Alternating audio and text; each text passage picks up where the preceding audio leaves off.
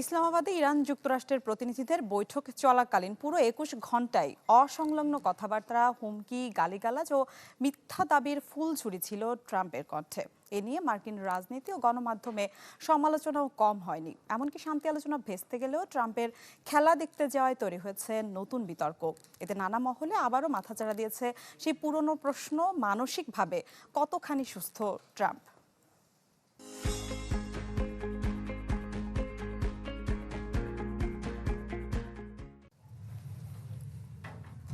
পাকিস্তানে তখন সবে ভোর হয়েছে।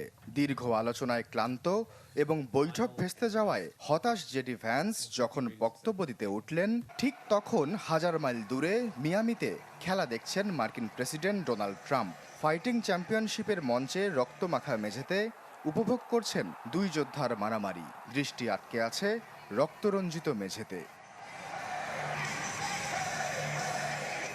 উৎসবঘন পরিবেশে কিড রক গানের তালে তালে মঞ্চে প্রবেশ করেন ট্রাম্প। হাসেন ক্যামেরা দেখে, পোজ দেন থামস আপের। এ সময় তার সাথে ছিলেন সন্তান, বন্ধু আর গোয়েন্দা বিভাগ ও পররাষ্ট্র মন্ত্রণালয়ের কিছু সদস্য।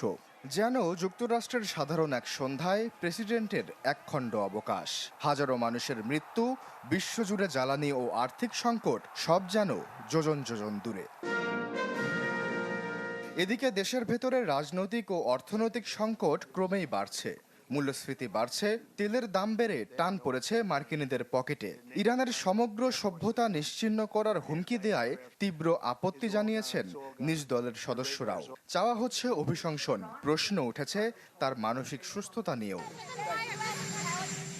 আর অন্যদিকে ট্রাম্পের এমন উদাসীনতা কিন্তু আকস্মিক নয়। মিয়ামিতে আসার পথে তিনি সাংবাদিকদের বলেছিলেন, চুক্তি হোক বা না হোক তাতে যায় আসে না। সেই সাথে জোর গলায় দাবি করেন যুক্তরাষ্ট্রের কাল্পনিক বিজয়ের। শুধু এই একবার নয়, যতক্ষণ বৈঠক চলেছে পুরোটা সময় ভিত্তিহীন বক্তব্য, হুমকি, ধামকি, গালিগালাজ চালিয়ে গেছেন ট্রাম্প। বৈঠকের প্রথম কয়েক ঘন্টার মাঝেই তিনি দাবি করেন ইরান হেরে গেছে। একই পোস্টে মুসলিমদের টিপ্পনি দিয়ে বলেন, মহান আল্লাহর প্রশংসা, ইরানের নেতারা কেউ বেঁচে নেই। খানিক বাদে আরেক পোস্টে দাবি করেন হরমুজ থেকে ইরানের মাইন সরিয়ে ফেলার প্রণালী দিয়ে জাহাজ চলাচলের দাবিও করেন তিনি, যদিও এসবকে গুজব ও ভিত্তিহীন বলছে ইরান।